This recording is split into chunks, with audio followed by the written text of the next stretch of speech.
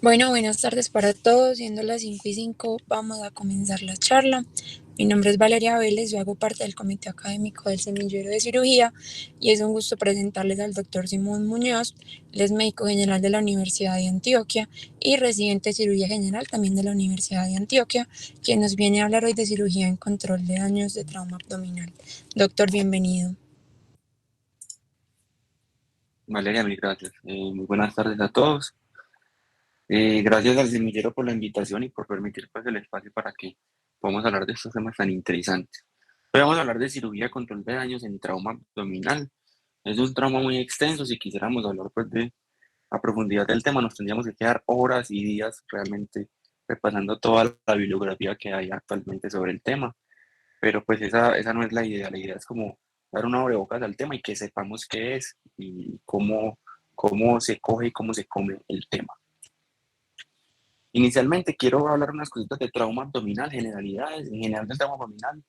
Yo sé que pues, es un tema que a veces de pronto uno se puede cansar un poco porque es un tema obligatorio en todas las áreas de cirugía general, pero en nuestro medio, un país relativamente violento, tenemos que saberlo muy bien. Y para introducir el tema de control de daños, tenemos que hablar de trauma abdominal. Luego, hablar de qué es el control de daños, cómo ha sido su evolución histórica, cuál es el concepto y cuáles son las herramientas. Y finalmente, vamos a hablar de cómo tal de la laparotomía abreviada, las estrategias específicas que tenemos de la laparotomía abreviada y unas conclusiones. El trauma, según la Organización Mundial de la Salud, es la principal causa de muerte en población joven, específicamente población entre 15 y 44 años. En nuestro país, el 25% de los fallecimientos totales en todas las edades son por trauma. Eso es un porcentaje muy, muy alto en comparación con otros países considerados como no violentos.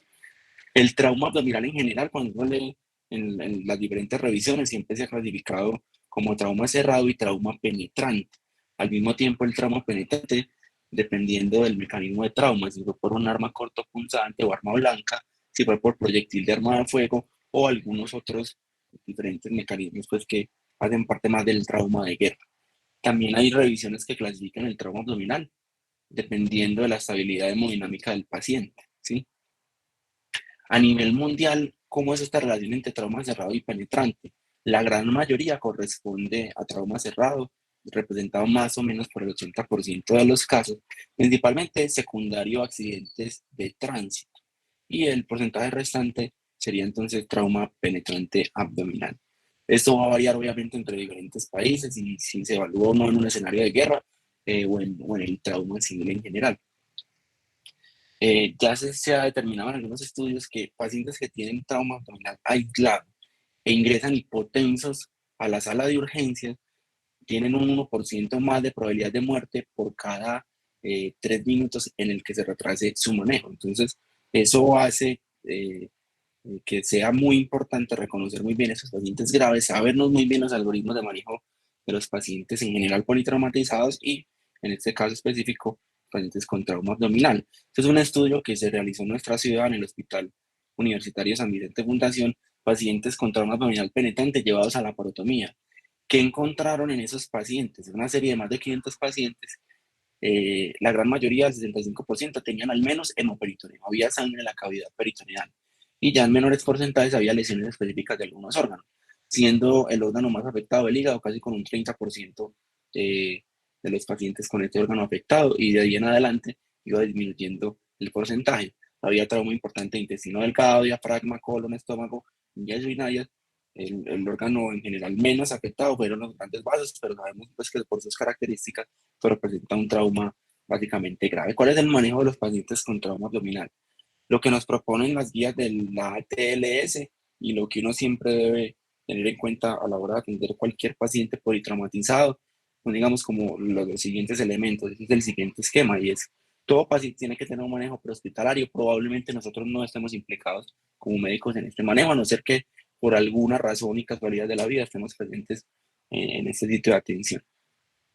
Luego, al ingreso del paciente al servicio de urgencias, donde ya vamos a estar nosotros, siempre hay que hacer una valoración primaria, un ABCDE de esos pacientes, posteriormente una valoración secundaria, hay que hacer una reanimación de ese paciente traumatizado con líquidos, con paquetes de transfusión, esto ya está muy bien escrito, no nos vamos a detener en esto. Algunos pacientes pueden requerir la realización de paraclínicos y esto depende también de la gravedad de las lesiones y del estado general de salud del paciente.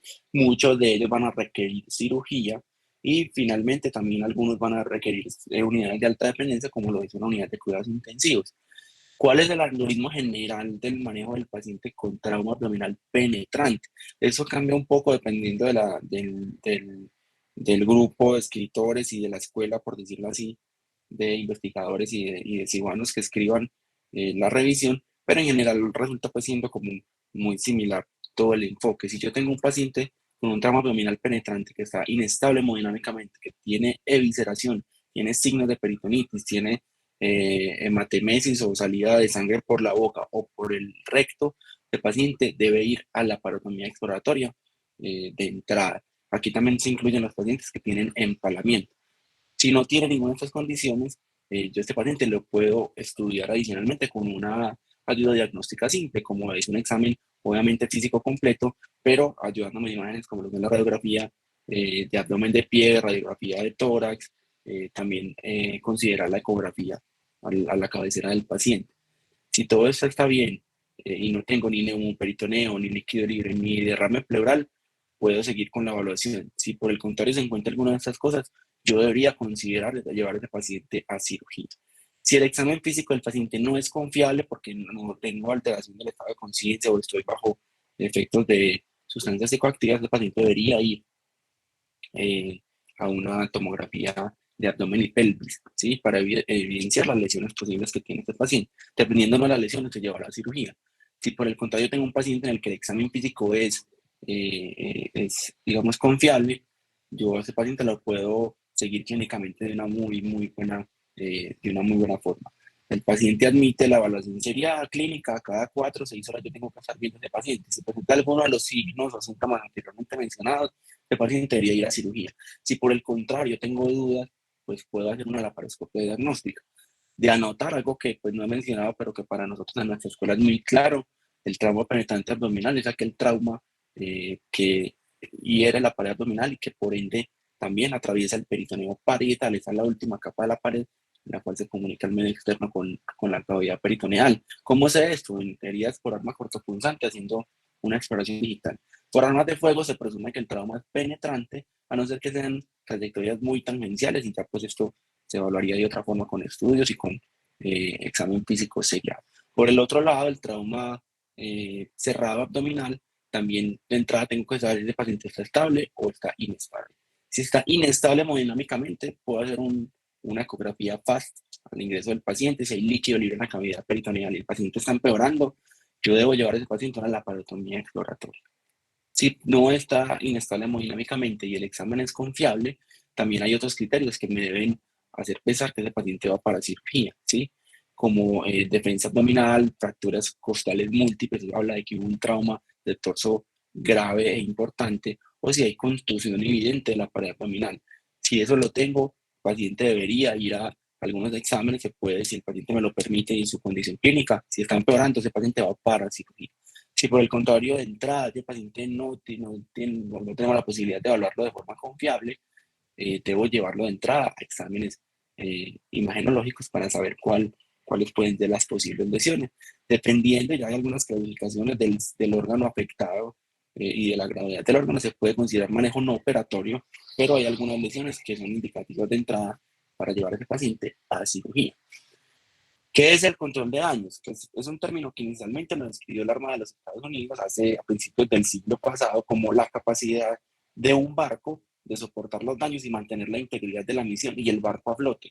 Fue un concepto que ellos empezaron a utilizar en el contexto de guerra para decir que el barco, mejor dicho, para hacerlo lo más básico, lo que mantuviera el barco a flote y dejarlo lo que nos sirve de lado, ¿sí? O sea, hacer lo más importante para que ese barco no se hunda y seguir con la misión.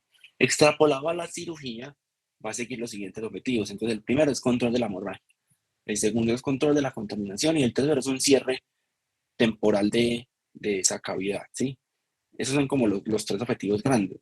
La idea es que si yo tengo un paciente que voy a practicar una cirugía de control de daños, no es restablecer la anatomía de ese paciente, sino la fisiología. Mantener ese paciente vivo, hacer cosas rápidas que mantengan a ese paciente vivo. ¿Cómo se empezó a describir esto en la cirugía? A principios de 1900, por el doctor Pringle, el mismo de la maniobra de Pringle para el pinzamiento del líquido hepático, describió esta maniobra para detener rápidamente la hemorragia del hígado, y así como otros autores en este lapso de tiempo empezaron a describir algunas maniobras para salvar la vida de los pacientes rápidamente cuando tenían trauma abdominal grave. Luego se estableció el concepto de la laparotomía abreviada y se desarrollaron otras técnicas para el control rápido, pues, de los daños. Otros autores describieron esas técnicas y las fueron, digamos, depurando para establecer una cosa más sistemática. Y finalmente, ya de los 90 a los 2000, esto se extrapoló a otras áreas fuera de la cavidad abdominal, que fue donde empezó. Ahí es como tenemos medidas de control de daño en trauma vascular de extremidades, en ortopedia, en tórax, en cabeza y cuello, y en neurocirugía. Todo eso ha surgido inicialmente de la cavidad abdominal y se ha extendido a otras áreas.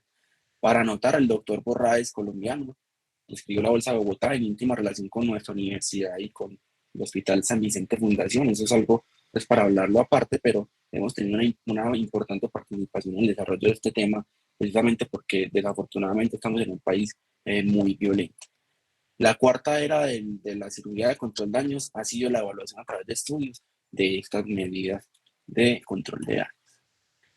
Por ahí hay una frase anónima en muchas de las revisiones, y es que hace un tiempo los pacientes se operaban, las cirugías quedaban muy bonitas, divinas, el paciente quedaba perfectamente operado, pero fallecía, ¿sí? El paciente moría en la cirugía.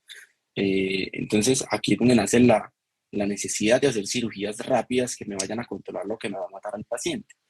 Porque se morían o se mueren los pacientes con trauma grave, y es lo que yo voy a impactar con una cirugía de control de daños, por una cosa que se llama el círculo vicioso del trauma, que me va a llevar a la tríada letal o tríada de la muerte en trauma, que básicamente son la coagulopatía, la hipotermia y la acidosis. Cuando tengo estas tres, básicamente tengo un estado irreversible de un daño severo sistémico que me va a permitir que el paciente no sobreviva. ¿Cómo se produce? El factor desencadenante es una hemorragia activa, la pérdida sanguínea, sumado a factores iatrogénicos, a muerte celular por choque, daño tisular, a transfusiones masivas, a factores predisponentes y enfermedades predisponentes del paciente, que me van a llevar finalmente a deficiencias de factores de coagulación, activación de estos factores y a coagulopatía progresiva. Y eso es un círculo vicioso. Va a seguir funcionando si yo no lo detengo. Al mismo tiempo, la infusión rápida de cristaloides o de hemoderivados a bajas temperaturas, pues el no cuidado de la temperatura del paciente me va a llevar a una hipotermia, y la pérdida sanguínea también. Y todo esto, principalmente el choque celular por hipovolemia, me lleva a una acidosis metabólica que me van a matar al paciente. Cuando yo tengo, por lo tanto, una lesión anatómica grave, como lo es un sangrado no controlado, perforaciones intestinales con contaminación, y esto me va a llevar a una triada letal y a un compromiso fisiológico importante. Yo estoy ante un trauma severo, y es acá donde tengo que hacer uso de las estrategias de control de daños, ¿sí? De la forma convencional, un paciente sufre un trauma, se lleva una cirugía definitiva que le arregla todos sus problemas anatómicos, se desarrolla la teoría de la muerte y el paciente finalmente fallece. Con una estrategia de control de daños, el paciente sufre un traumatismo grave, se hace una cirugía abreviada, se hace una segunda fase en UCI con una reanimación y estabilización de esa tríada letal, luego se hace una cirugía definitiva para corregir los problemas que siguen ahí, y finalmente cirugías adicionales que llevan al paciente a reconstruir tanto la anatomía como la función definitiva. Con este esquema de cirugía de control de daños se ha demostrado que los pacientes, en muchas circunstancias que antes no lo hacían, ya sobreviven. Esa es la importancia. ¿Cuáles son las fases de la cirugía de control de daños? Hay una fase prehospitalaria en la cual no estamos implicados, como había mencionado anteriormente. Hay una fase 1, que es la cirugía abreviada, la que vamos a hablar hoy en el abdomen específicamente, que sigue dos principios: el control de la hemorragia y la contaminación. Una fase 2, que es la reanimación en la UCI. Una fase 3, una cirugía de reparación completa de los daños, de estos mismos daños del trauma. Y la fase final, como había mencionado, ya es el cierre completo de la cavidad abdominal, una reconstrucción de los sitios que han sido dañados por el trauma, como puede ser la misma pared abdominal u otros órganos, y lo que es también la parte estética y reconstructiva por parte de cirugía plástica. Una vez yo hago la primera fase y llevo a ese paciente a una cirugía de control de daños y lo llevo a la UCI, tengo que tener muy claros cuáles son los criterios para llevar nuevamente a ese paciente a la fase 3, a la cirugía donde voy a reconstruir o a terminar de arreglar todos los daños que tiene ese paciente. ¿Cuáles son esos criterios? Primero que todo, una temperatura normal. Ese paciente no puede estar hipotérmico, tiene que tener una temperatura mayor a 36. Tiene que tener un equilibrio ácido-base, es decir, un déficit de base corregido mayor a menos 5 milimoles por litro. Si originalmente era menor a menos 15, o que tenga un lactato sérico normal o que vaya en franca disminución. Yo para esto tengo que tener un monitoreo serológico y, pues, hematológico de ese paciente. Las pruebas de coagulación tienen que estar normales. Tengo que tener un TP menor a 15 segundos, perdón, un TTP menor a 35 segundos y unas plaquetas mayores de 50.000. Del sistema cardiovascular tengo que tener por lo menos un índice cardíaco mayor a 3 litros minuto por metro cuadrado de superficie corporal, simnotrópico o con ELA muy bajas dosis, ¿sí? Que me permita llevar a ese paciente a cirugía. Finalmente, el sistema pulmonar tengo que tener una PiO2 menor al 50% y una saturación mayor al 95%. Son criterios estrictos, pero realmente la gran mayoría de los pacientes pueden llegar a estar así. Esto nos habla de que lo más grave está corregido y no se necesita, digamos, mucho tiempo para que esto sea así, con ayuda del personal de unidad de cuidados intensivos. La laparotomía de control de daños hace parte de la fase 1 de la estrategia de control de daños. También se llama laparotomía abreviada, es la que hace un cirujano general. Su implementación requiere de un equipo multidisciplinario, no es solo el cirujano. Tiene que estar entrenado y tiene que trabajar con protocolos establecidos. No es decir, pucha, este paciente necesita control de daños y solo yo sé qué es eso como cirujano y voy a hacer la estrategia de control de daños. Yo realmente requiero un equipo y eso tiene que estar preestablecido. No es algo muy complejo, pero si todo el equipo va en el mismo sentido, al paciente le va a ir muchísimo mejor. Va a reunir varias estrategias quirúrgicas que se han aprendido a lo largo de los años. Algunas se usan, otras ya no tanto, pero la mayoría están realmente ya muy sedimentadas. Vuelvo y repito, ¿cuál es el objetivo de esta cirugía? Control del sangrado y control de la contaminación de la cavidad. Todo en cirugía debe ser muy sincronizado, especialmente en cirugías grandes y donde la vida del paciente peligra. Entonces, yo hago un símil con el funcionamiento de los pits en una carrera de Fórmula 1. Cada uno de los que están en este equipo tiene un papel muy claro y cada uno hace lo que le corresponde, nada más allá de eso. Cuando cada uno tiene su papel y lo hace de una forma bien, la ha estudiado y la ha optimizado al paciente, que en este caso es el piloto y el carro, le va a ir muy bien, ¿sí? Y así debería ser. Toda atención médica, especialmente toda atención quirúrgica y, por supuesto, toda cirugía de control de daños. ¿Cuál es el sitio ideal para atender a un paciente de estos? Es un quirófano híbrido. Eso es la tendencia, pues, a nivel mundial, la construcción de este tipo de salas, donde yo tengo una mesa de cirugía, por supuesto, donde hago procedimientos quirúrgicos abiertos, pero al mismo tiempo tengo la disponibilidad de un angiógrafo para hacer procedimientos intervencionistas, perdón, en el mismo sitio, con el personal al lado, o si es que no es el mismo, y con todos los recursos, además de eso, disponibles: banco de sangre, pruebas de coagulación, todo el equipo de anestesia de unidad de cuidados intensivos muy cerca, y todos los que son medicamentos y líquidos para ese paciente. Lastimosamente, en gran parte de los lugares, sobre todo en nuestro medio, no es posible acceder a estas salas, pero es lo ideal. Ya hemos dejado claro que un paciente que va para una cirugía de control de daños lo hace porque tiene un inminente desarrollo de la triada letal y es un paciente con un trauma grave. Si yo no actúo rápido, el paciente se va a morir. Pero además de eso, si yo entro a operar un paciente con un trauma abdominal porque tenía indicación de la cirugía, hay otras indicaciones de yo hacer en ese momento una cirugía de control de daños. ¿Cuáles son? La primera es la imposibilidad de corregir la hemostasia porque el paciente ya tiene una coagulopatía establecida. Por más que yo intente detener el sangrado, un sangrado, eso sí, no anatómico, es decir, donde no hay un gran vaso implicado que se pueda corregir con ligadura y que se deba realmente a coagulopatía, ese paciente tiene que ir a una cirugía, una laparotomía abreviada. Si además, por otro lado, yo tengo una herida de una vena mayor que es inaccesible, por ejemplo, la vena cava retrohepática, yo tengo que hacer una laparotomía abreviada. si no ese paciente se me va a morir, aunque eso ya pues es una cosa realmente muy grave donde los pacientes generalmente fallecen. Si yo preveo que el paciente necesita un procedimiento largo en el que yo probablemente me tome 1, 2, 3 horas y un paciente que no está en condiciones, yo tengo que hacer una cirugía abreviada, una laparotomía abreviada. Por ejemplo, un paciente que tenga una destrucción pancreática y yo tengo que hacer una pancreaturodenectomía, eso no es un procedimiento rápido ni sencillo, por lo que yo no puedo ponerme a hacer este procedimiento en ese paciente.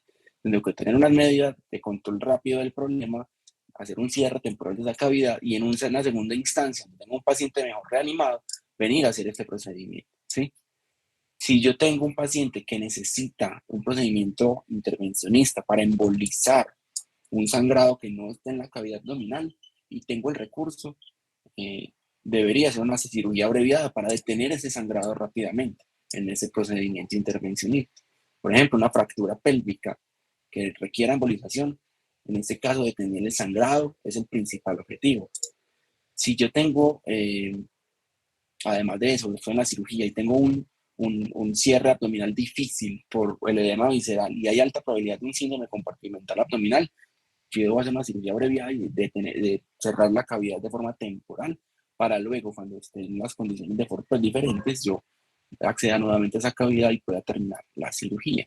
Si yo tengo la necesidad de revisar la cavidad abdominal en un futuro muy cercano, muy pronto, por algún problema no resuelto, hago un cierre temporal y llevo a ese paciente a reanimación para nuevamente revisar al paciente. En el contexto de la cirugía de guerra, donde hay multitud de heridos, donde la situación no es la ideal para la atención de los pacientes, o en escenarios pues, por lo demás catastróficos, la cirugía abreviada, la laparotomía abreviada es una estrategia muy importante, digamos, en términos de costo-efectividad, donde yo hago rápidamente lo que más me va a favorecer al paciente y luego voy a ir solucionando los demás problemas. Si yo tengo necesidad de diferir el restablecimiento de la continuidad del tracto digestivo por motivos fisiológicos, nutricionales o infecciosos, también hago una laparotomía abreviada. ¿Cómo así? Pues es básicamente la razón por la que uno deja ligado el intestino, y ahorita vamos a hablar de eso, en la cirugía de control de daños. Y es que básicamente hacer una anastomosis en un paciente que está inestable hemodinámicamente, que está hipotérmico, que está acidótico y está coagulopático, probablemente me vaya a matar a ese paciente. Entonces yo no lo hago en esta cirugía, simplemente lo difiero para una cirugía posterior. Y la última es cuando definitivamente las demandas técnicas del procedimiento que el paciente necesita exceden las capacidades del cirujano y del equipo quirúrgico. Si yo me estoy enfrentando a un problema muy grande, no soy capaz de resolverlo, resuelvo rápidamente los problemas que me pueden matar al paciente, cierro temporalmente la cavidad y llamo a un experto o me llevo a ese paciente de un experto para que se pueda terminar la cirugía. Esta probablemente sea la diapositiva más importante de toda la presentación y son las medidas específicas que voy a tener que usar en una laparotomía abreviada. Yo la resumo en estos 6 grandes pasos, pues, o 6 grandes medidas. El primero de todos es el empaquetamiento en heridas de órgano sólido. Sangrado de órgano sólido como es el hígado y el riñón tiene que ser empaquetado. El riñón lo pongo con un signo de interrogación porque va a depender del grado del trauma de ese riñón. Si yo encuentro un riñón que me está inestabilizando el paciente porque es un sangrado masivo, profuso, con gran destrucción del hilo renal o del parénquima, realmente ese paciente tiene que ir a una nefrectomía, ¿sí? Pero por el contrario se puede empaquetar. El segundo paso es la esplenectomía. El vaso es un órgano sólido que es mucho más friable que los otros. La ruptura de este órgano sangra muchísimo y no hay ningún papel en este caso para el empaquetamiento. Si yo estoy en una cirugía abreviada, es porque tengo un paciente en malas condiciones generales. Entonces, en este escenario, básicamente la esplenectomía es lo único que yo le puedo hacer a este vaso. Si tengo un trauma de grandes vasos, el tercer paso es la ligadura de sus vasos, por más grandes que sean. Ahora, dependiendo también del vaso implicado, yo puedo hacer un shunt vascular o una derivación vascular temporal. Es básicamente restablecer la continuidad de ese vaso para no llevar una isquemia de grandes regiones, como lo puede ser, por ejemplo, un miembro inferior por un trauma de arteria ilíaca. Yo puedo hacer una derivación vascular que va a durar unas horas mientras se reanima el paciente y luego hago la reparación vascular completa. El cuarto paso es la ligadura o el uso de grapadoras en el intestino cuando hay lesiones intestinales y hay contaminación de la cavidad. Ya lo había mencionado, yo no puedo hacer en este contexto una anastomosis intestinal que me va a tomar tiempo, que es técnicamente demandante, que probablemente no le vaya a mejorar la sobrevida al paciente porque probablemente se le está muriendo o está perimortem. El quinto paso es el drenaje de las lesiones pancreatobiliares. Una lesión en este lugar es una lesión compleja, las cirugías son muy largas, son complejas, requiere de personal muy especializado y me puede matar un paciente. Si yo tengo una lesión de vía biliar, de parénquima pancreático, tengo secreciones pancreáticas y biliares o un trauma duodenal complejo, yo lo que debo hacer es, si hay sangrado, lo empaqueto y además el manejo de las secreciones exocrinas es a través de un drenaje hacia el exterior que me controle esas secreciones. Y por último es el cierre temporal de la cavidad, porque doy por hecho que tengo que volver a intervenir a ese paciente. Entonces estos son los 6 pasos de una laparotomía abreviada. Y ya finalizando, pues, ¿cuáles son las estrategias específicas? Entonces, lo primero, en el hígado, tenemos que saber que el hígado es extremadamente bien vascularizado, tiene una irrigación venosa portal, una irrigación arterial, aproximadamente 1500 mililitros por minuto, ¿sí? Un gran porcentaje de la volemia va a pasar por el hígado. Eso hace que un sangrado hepático muchas veces sea un sangrado muy importante, sea masivo y que incluso pongan aprietos al cirujano más experimentado. Hay que seguir los principios del control de daños, entonces las técnicas para detener ese sangrado tienen que ser rápidas y directas. Hay muchísimas técnicas descritas, pero hoy nos quedamos básicamente con una y es el empaquetamiento. Empaquetar ese hígado que está sangrando y eso va a lograr controlar la mayoría de sangrados del hígado. El ligamento falciforme hay que tener en cuenta que se tiene que dejar intacto. Esta es una estrategia que se usa para movilizar bien el hígado en un contexto diferente para acceder bien a todas las zonas del hígado, pero que en el contexto de la cirugía de control de daños, tener ese ligamento intacto me va a permitir que el hígado se quede en su lugar y que el empaquetamiento vaya a funcionar, que ahorita les explico por qué. Hay que tener mucho cuidado con no llenar eso de muchas compresas y dejar el empaquetamiento a mucha tensión porque puedo colapsar la vena cava inferior que está retrohepática con disminución consiguiente de la precarga ventricular y esto me va a potenciar la hipotensión que ese paciente probablemente ya tenga.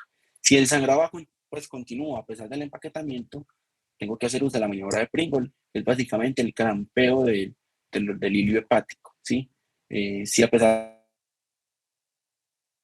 existe, yo tengo que pensar no es en un trauma hepático, sino en un trauma de vena cava retrohepática o de venas suprahepáticas. Estamos hablando de un trauma vascular mayor y un trauma vascular de muy difícil manejo porque básicamente el acceso a estos vasos es muy, muy, muy difícil en cirugía. Si no logro hacerlo con empaquetamiento, también se han descrito otras estrategias como el uso de sondas y balones para inflarlo sobre todo en trauma hepático con cavitaciones. Así se ve un parénquima hepático destruido, sangra mucho, y lo que yo debo hacer es empaquetar con compresas todo ese hígado y dejarlo algo tenso para que el sangrado finalmente se vaya conteniendo, cuidando mucho, como había mencionado, de no colapsar la vena cava inferior. Lo que yo debo hacer es, si tengo el hígado desgarrado de esta forma, dejo el ligamento falciforme intacto para que las compresas tengan, digamos, una estabilidad y ese hígado no me quede realmente flotando y no me vayan a servir para nada pues las compresas con las que lo estoy empaquetando. Entonces simplemente por presión me va a contener el sangrado hepático. Para el vaso, como les había mencionado, la estrategia de la que tenemos que echar mano es la astrenectomía. No hay cabida para un reimplante de vaso, para una rafia. En este contexto, básicamente es la astrenectomía. ¿Qué tenemos que hacer? Básicamente, clampear o pinzar el hilio esplénico y luego hacer la astrenectomía con ligadura. Hay que tener cuidado liberando los ligamentos del vaso, tener cuidado con los vasos cortos gástricos que están en relación con los vasos esplénicos y con el vaso y con la cola del páncreas. Muchas veces el hilio está en íntima relación con la cola del páncreas y puedo terminar haciendo una lesión pancreática. Entonces hay que tener muchísimo cuidado. En ocasiones toca simplemente hacer uso de una grapadora manual vascular para llevarse tanto los vasos como una porción de la cola del páncreas y hacer la esplenectomía de forma rápida y más segura. ¿Qué hago con las lesiones pancreáticas? Si hay sangrado asociado, tengo que empaquetar, ¿sí? Pero el manejo de las secreciones pancreáticas y de la vía biliar es un drenaje con sondas. Yo empaqueto y dejo unas sondas al exterior que me vayan a controlar todo ese fluente que es de bastantes mililitros al día y que no me vayan a complicar la situación de ese paciente y a provocar un síndrome compartimental abdominal y otro tipo de desenlaces. ¿Qué voy a hacer con las lesiones de grandes vasos y las lesiones de órganos retroperitoneales? En trauma penetrante, donde yo abro el paciente y tengo un hematoma retroperitoneal, está descrito que se debe explorar. Uno presume una lesión de un gran vaso, como puede ser la vena cava o la arteria aorta. ¿Cuáles son las maniobras para exponer ese retroperitoneo? Están descritas la maniobra de Cattle-Brash y de Mattox, que me van a liberar el colon principalmente y estructuras intraperitoneales para acceder al retroperitoneo. Si es difuso y no hay un vaso importante implicado, yo debo empaquetar el retroperitoneo. Así como vimos en empaquetamiento hepático, de igual forma lo podemos hacer acá.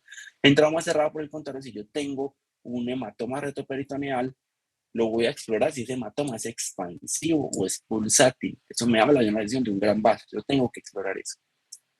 Cuando hay trauma renal grave, si bien uno puede hacer uso de una rabia del riñón, en el contexto de una cirugía abreviada, donde el paciente tiene una destrucción renal y está inestable hemodinámicamente, está acidótico por una hipovolemia por trauma renal, cabe únicamente la nefrectomía. Revisar bien el riñón contralateral, que esté presente y que tenga, digamos, un tamaño normal para hacer la nefrectomía con seguridad y no dejar a ese paciente con una insuficiencia renal. Esta es la maniobra de Mattox, donde yo hago una liberación del colon izquierdo a través de la línea vascular de Toll, lo movilizo hacia medial y tengo acceso principalmente a la zona 1 del reto peritoneo, pero principalmente a la aorta que está hacia el lateral izquierdo. La maniobra de Cattle-Brash, descrita de igual manera, pero en el lado derecho, movilización de las estructuras, principalmente el colon derecho y la maniobra también de Kocher para movilizar el duodeno, me van a permitir un acceso al retroperitoneo zona 1, específicamente a la vena cava infrarrenal. La suprarrenal es más difícil y aquí empieza también la vena cava retrohepática que tiene sus particularidades. ¿Qué voy a hacer si la fuente del sangrado es un vaso de gran tamaño? Pues básicamente, si no hay otra cosa para controlar el sangrado, debo ligar ese vaso, ¿sí? Se han descrito ligaduras de la vena cava inferior infrarrenal sin mayores repercusiones para ese paciente por el rápido desarrollo de la circulación eh, venosa pues accesoria, ¿sí? Colateral. Eh, los vasos arteriales pues no gozan, digamos, de este beneficio, entonces en trauma arterial importante debería tener en consideración un shunt vascular o digamos una derivación, que es el mismo nombre pues en nuestro idioma. ¿En qué consiste? Básicamente en coger un elemento, en este caso una sonda, puede ser una sonda tórax, una sonda Nelaton, hay dispositivos disponibles en el mercado e introducirlo en el segmento proximal, el cabo proximal y distal de ese vaso que está comprometido y facilitar, pues, digamos, como la continuidad de la irrigación del segmento distal. Este es un ejemplo en una arteria ilíaca. Esto es algo temporal, me dura algunas horas, se han descrito 24, 48 hasta 72 horas con este shunt permeable, pero hay que tener en cuenta que al ser uno un tejido biológico propio del cuerpo del paciente, probablemente predisponga a la coagulación de este segmento, a la coagulación distal con trombosis, incluso embolia. Entonces hay que tener pues, muy en cuenta eso para hacer un restablecimiento lo más pronto posible en la reanimación de este paciente. Este es otro ejemplo, este es en un modelo porcino, también en un trauma eh, de arteria ilíaca, donde lo que estamos viendo es el restablecimiento del flujo como una medida rápida al control de daños para detener el sangrado sin sacrificar el miembro inferior de este paciente.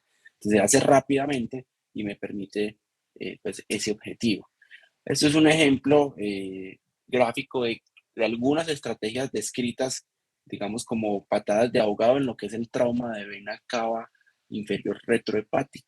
Es un trauma de muy difícil manejo, es muy letal, pero en este caso se ilustra como a través del uso de una sonda a tórax, acá con las fenestras normales y acá con otras fabricadas, se puede hacer un shunt una derivación atriocava o cavoatrial.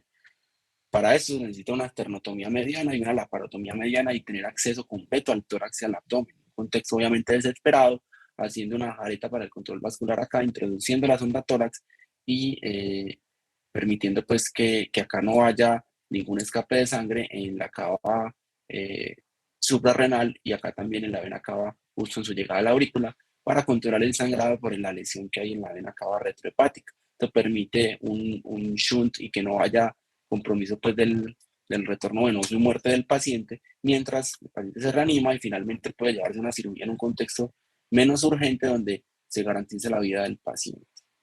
En víscera hueca, ¿cuáles son las medidas de control de daños? Básicamente el control de la contaminación. Si yo tengo una víscera hueca, sea estómago, duodeno, el resto del intestino delgado o el colon que está lesionado, tengo que hacer una resección del segmento y dejar esos cabos ligados. El paciente no hay ningún problema con que le demos unas horas, incluso están descritas hasta 72 horas de forma segura, dejar ligados esos cabos. Luego vamos a restablecer el tracto gastrointestinal, pero por ahora no. Este es un control rápido de la contaminación haciendo esto. Si tengo múltiples heridas pequeñas, por ejemplo, por un trauma por proyectil de arma de fuego de carga múltiple, se pueden usar suturas de espesor total para rápidas de esas múltiples heridas con polipropileno 4.0 de forma pues lo más rápido posible. Esto igual toma su tiempo, entonces hay que saber seleccionar muy bien los pacientes. Cuando hay trauma duodenal complejo, ya lo había explicado, básicamente una exclusión pilórica que es cerrar el píloro para que no haya paso de contenido gástrico al duodeno, dejar una sonda nasogástrica por supuesto, pero lo más importante es drenar esas secreciones biliopancreáticas como consecuencia del trauma duodenal. En trauma gástrico se puede hacer una gastrectomía subtotal o del segmento que esté afectado y se deja una sonda nasogástrica para el segmento proximal, porque obviamente el paciente sigue produciendo saliva y dependiendo o no de la cantidad de tejido gástrico que es remanente, va a tener también secreciones gástricas, entonces necesita salir por una sonda nasogástrica. El último paso, no me voy a tener acá porque eso sería pues un tema para otro seminario, es el cierre temporal de la cavidad abdominal. Hay muchas estrategias descritas, para nosotros es muy familiar ver esto que es la famosa bolsa de Bogotá, usamos, o bolsa Viaplex también le decimos, usamos una bolsa de poliuretano o de otros materiales sintéticos que nos permiten mantener la humedad y la temperatura de las aguas intestinales y se pone otra acá para el cierre temporal de la piel. Eso nos permite vigilar las asas intestinales, vigilar otras, el sangrado pues, intraabdominal y otras características intraabdominales que queramos vigilar y llevar rápidamente a una segunda mirada y una cirugía definitiva de la fase 3 del control de daño. También se pueden hacer uso de dispositivos de presión subatmosférica, sistemas BAC que me mantengan esa cavidad con un cierre temporal, control del exudado y tener en cuenta que para yo poner un BAC debo tener el sangrado anatómico controlado. Un gran vaso que me esté sangrando, yo no le puedo poner un sistema de eso. Ahora, el sangrado que es capilar, que es por coagulopatía, que es mínimo, que yo ya tengo empaquetado, no hay ningún problema, eso ya está demostrado en estudios, que no aumentan las tasas de sangrado y reintervención por sangrado, la coagulación de estos sistemas BAC. Esa es una imagen de resumen de las estrategias que acabamos de hablar. Un paciente con un trauma abdominal grave, ¿yo qué hago? Empaqueto el hígado, ¿sí? Si tuviera trauma esplénico también le hago la esplenectomía.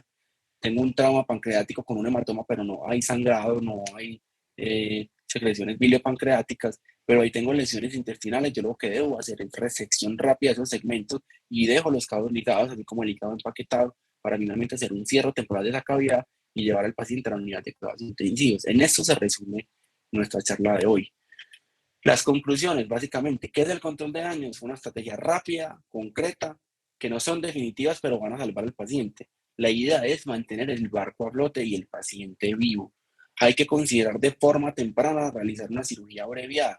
Cuando yo identifico un paciente que es candidato, no lo puedo dudar y activo, digamos, el esquema para hacer una cirugía rápida. Se ha demostrado que hay mayor beneficio entre más rápido se implemente esta estrategia porque se interviene más rápidamente ese círculo vicioso de la triada letal.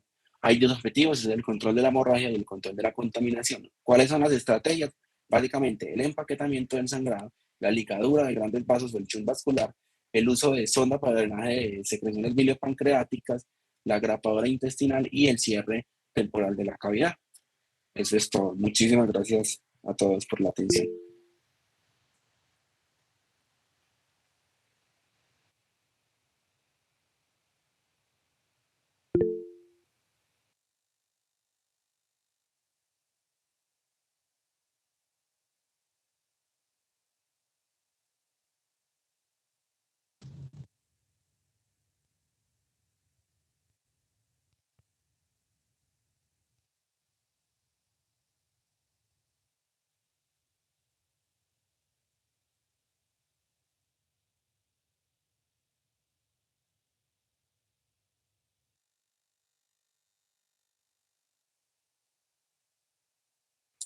No sé si alguno de los asistentes tiene alguna duda, alguna pregunta, alguno de los moderadores quiere hablar algo más.